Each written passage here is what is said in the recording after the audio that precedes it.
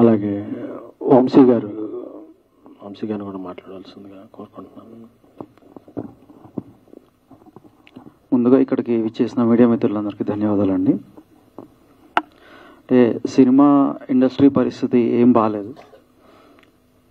Industry బాగాలేదు అంటే ముందుగా ఇక్కడ ఎఫెక్ట్ అవుతుంది ఎవరు అంటే ఒక కార్మికుడు, ప్రధాన కార్మికుడు ఎవరంటే ఒక ప్రొడ్యూసరే ప్రధాన కార్మికుడు.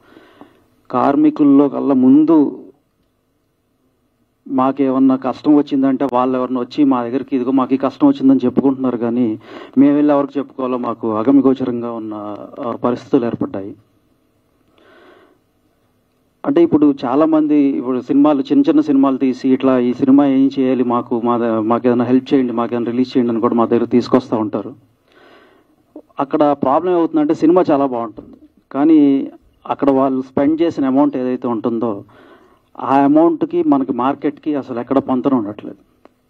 సో వాళ్ళు ఒక 3 కోట్లలో అవ్వాల్సిన సినిమాని 6 కోట్లు అయిందని తీసుకొచ్చి మా చేతుల్లో పెడితే డిస్ట్రిబ్యూషన్ సెగ్మెంట్ పరంగాను అది వర్కౌట్ అవ్వట్లేదు, థియేటర్స్లోనూ అది వర్కౌట్ అవ్వట్లేదు.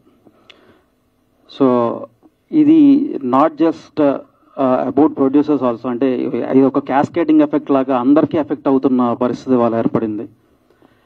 ఇవాళ ₹1 కోటి 2 కోట్లు అవ్వాల్సిన సినిమాలు 7-8 కోట్లు 12 కోట్లు 14 కోట్లకి వెళ్ళిపోతుందంటే ఆగట్లేదంటే మనం అర్థం చేసుకోవాల్సింది ప్రధానంగా ముందు మనం ఇలాంటి కాస్ట్ కంట్రోల్ చేసుకుంటూ వెళ్తేనే మనం ముందుకెళ్ళే పరిస్థితి ఉంది.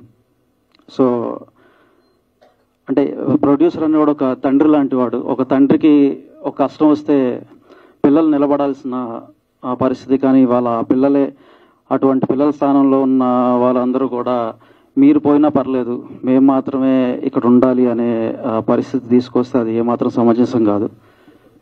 దీనికి మా సైడ్ నుంచి మేము ఏదైతే తెలియజేయాలనుకుంటున్నామో మేమందరం కూడా ఎంత ప్రయత్నం చేస్తున్నా, విశ్వ ప్రయత్నాలు చేస్తున్నా కూడా వారు అర్థం చేసుకునే పరిస్థితి లేదు.